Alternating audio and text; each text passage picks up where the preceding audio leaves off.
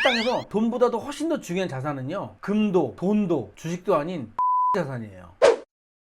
안녕하세요, 주방대리의 민콩입니다. 오랜만에 저 집에서 한번 영상을 찍어 보려고 이제 카메라를 켰습니다. 제가 초창기에 유튜브 시작했을 때 핸드폰으로 이제 집에서 찍기 시작했었거든요. 근데 지금은 많이 변화가 됐죠. 자, 오늘은 왜 카메라 켰냐면요, 집에서 가만히 이렇게 컴퓨터로 일을 하다 보니까 지금 남아있는 재산이 뭔가에 대한 고민을 하게 됐어요. 내가 지금 가진 재산이 뭔가.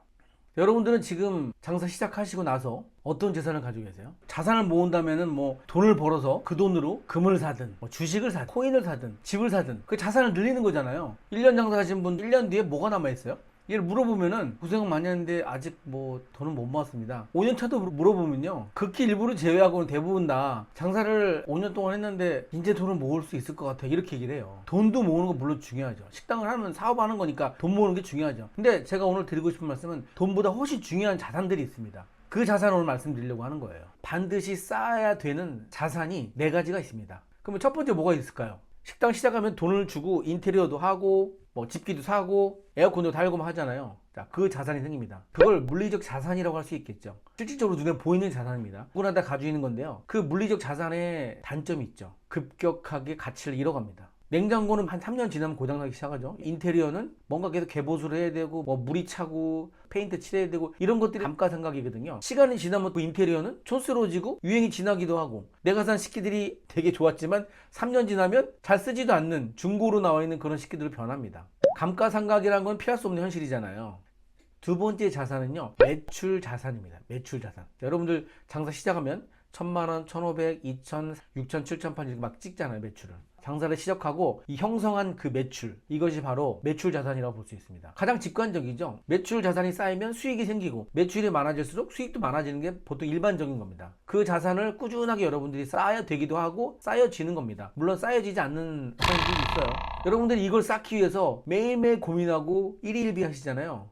이 매출 자산은 장사가 잘 되면 늘어나지만 장사 안 되면 줄어드는 굉장히 유동적인 자산입니다. 세 번째 자산은요, 기획 자산입니다. 여러분들 장사를 하면 할수록 단골이 쌓여가잖아요. 인지도도 생기고 직원들도 그만두고 나가지만 이 자리에 이 식당이 있다는 걸 알게 되고, 그러면서 단골이 쌓여져 가는데, 이 자리에 이 식당, 저는 초밥집을 하니까, 생선구이집을 하니까 이 자리에 가면 초밥집 있어라고 해서 손님들이 그냥 약속을 하고 그 자리에 오거나 하는 그런 단골이 쌓이는 것을 집객 자산이라고 합니다. 책에는 없는 내용이에요. 제가 생각한 자산의 기준을 말씀드리는 겁니다. 즉 단골이라고 할 수 있겠죠. 내가 노력해서 쌓아온 단골, 이거를 쌓기 위해서 굉장히 노력을 많이 하잖아요. 물론 이제 신규를 모집하기 위해서 노력도 많이 하지만 한 번 온 손님을 재방문하게 하는 것이 그 전보다 훨씬 중요해졌습니다. 왜냐? 인구가 없어졌어요. 인구가 없으니 기존에 오던 사람들이 재방문하는 게 훨씬 유리하잖아요. 예전에 신규를 모집하는 마케팅이 주였는데 지금은 단골을 잘 유지하는 마케팅으로 바뀌었습니다. 제가 운영하는 초밥집이 단골들이 얼마나 많겠어요. 25년 동안 단골을 쌓았으니까. 초등학교 1학년이었던 친구가 지금은 결혼해서 아이를 데리고 오거나 이런 거죠. 노포는요, 시간의 개념이 굉장히 큽니다. 나의 옛날의 그 추억, 내가 먹던 감성과 그 추억의 음식을 먹는 거기 때문에 노포가 가진 그 힘을 따라할 수는 없어요. 하지만 그래도 마케팅을 통해서 단골을 유지하고 늘리는데 노력해야 식당 유지가 되겠죠. 그게 안 된다고 포기해서는 안 돼요. 또 돈을 들이기도 하고 마케팅을 꾸준하게 해서 그 집객 자산을 늘리는 게 굉장히 중요합니다. 자, 마지막 4번째 자산은요, 가장 중요한 자산입니다. 가장 중요한 자산. 맨날 말씀드렸잖아요. 프랜차이즈 하지 마세요. 맨날 그 얘기 하잖아요. 프랜차이즈를 하는 순간 이거는 없다고 봐야 됩니다. 바로 브랜드 자산입니다. 내가 가진 브랜드 자산. 초밥집 미국다시마라는 곳은 고양시 최초 초밥집이라고 제가 25년 동안 우겼잖아요. 지금은 이제 고양시 최초 일본 가정식으로 방향을 바꾸긴 했지만, 아무튼 화정의 어느 자리에 오면은 초밥집이 있다. 이 브랜드는요, 아주 훌륭한 브랜드는 아니지만 25년을 유지한 브랜드입니다. 브랜드가 사람들 머릿속에 각인되는 그 과정은요, 아까도 말씀드렸지만 많은 마케팅과 비용을 들여서지 아니면 시간으로 가는 건데, 저는 마케팅도 많이 했고 시간도 오래 들였잖아요. 2층은 사실은 가시성은 괜찮긴 한데 굉장히 안 좋은 자리예요. 옛날에 호프집이 하다가 망하고 퇴폐 이발소가 장사하던 곳이었거든요. 근데 그 자리에서 지금도 매출이 적지 않게 나고 있고 큰 수익을 만들어주는, 저를 끝까지 안아주고 있는 그런 매장입니다. 자, 그 브랜드 자산은 가장 신경을 많이 써야 되는 겁니다. 자, 생각해 보세요. 그 자리에 그 식당에 오랫동안 있으면 손님들이 지나가다 여기에 뭐 있었는데, 여기에 뭐 있는데 이렇게 하고 지나가면서 생각하거나, 그냥 누가 모임을 할 때 거기 뭐 있어 라고 얘기한다는 거죠. 그게 바로 브랜드 자산이에요. 또 또 그렇게 오래 했으니 사람들 사이에서는 오래 한 만큼 뭔가 노하우가 있겠지. 그래도 뭐 그 집 가면 최소 이 정도는 돼 라는 생각을 한다는 게 짱의 브랜드 자산입니다. 그건요, 시간이 지나면 지날수록 엄청 강력해져요. 만약에 여러분들이 프랜차이즈를 한다면 그 브랜드의 자산은 누구 거예요? 여러분 게 아니에요. 프랜차이즈를 하는 순간 여러분들은 브랜드 자산은 빵이라고 생각하시면 됩니다. 그 브랜드 자산은요, 집객 자산, 단골과 굉장히 밀접한 관련이 있어요. 예를 들어서 프랜차이즈로 장사를 10년 이상 했다 칩시다. 그러면 사람들이 많이 올 거 아니에요. 사람들이 많이 오면은 그 자리에 있는 프랜차이즈 상호를 가진 그 매장이 있다 생각하는데 그 매장이 그 이름 바꿔보세요. 브랜드 자산은 없어지는 겁니다. 그건 그냥 바꾸는 순간 없어져요. 사장이 있어도 소용이 없어요. 메뉴가 같아도 이 상호나 이게 바뀌어버리면 이상하게 사람들이 그 음식에 대한 신뢰를 안 갖더라 이거죠.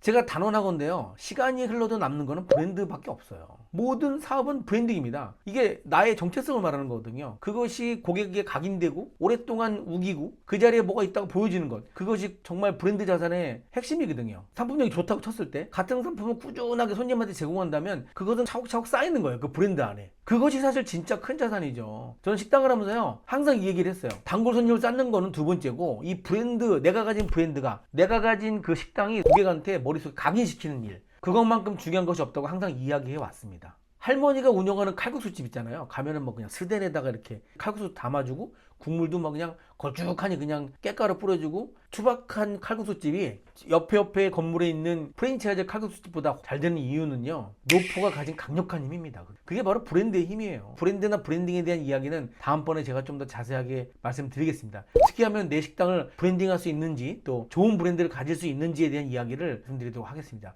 제가 정리 한번 다시 한번 해드릴게요. 식당을 시작하면 자산을 4가지를 꼭 쌓아야 된다고 말씀드렸죠. 첫 번째는 인테리어나 식기나 이런 눈에 보이는 물리적 자산. 하지만 이거는 감가상각이 굉장히 강해서 시간이 지나면 지날수록 쓰레기가 돼간다. 그래도 그것도 자산으로 본다.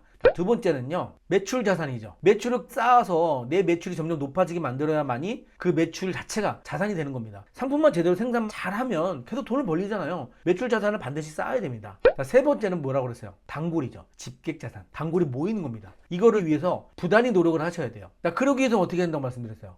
브랜드 자산을 가져야 된다고 말씀드렸죠. 자, 프랜차이즈를 할 수도 있어요.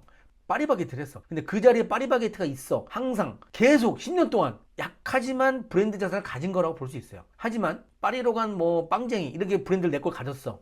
그러면 내 거잖아. 버리지 않는 이상 거기는 계속 손님이 그 빵을 먹으러 올 거란 말이에요. 그 브랜드 자산을 갖는 게 굉장히 중요하다고 말씀드렸죠. 이걸 만들기 위해서 여러분들은 엄청 부단히 지속적으로 최선을 다해서 만들어야 돼요. 자, 오늘은 제가 이제 집에서 이렇게 편안하게 좀 한번 찍어봤습니다. 당분간은 제가 이렇게 생각나는 대로 제 얘기를 좀 한번 말씀드리고 싶어요. 어차피 열심히 준비해서 찍어도 구독자 수가 잘 안 늘더라고요.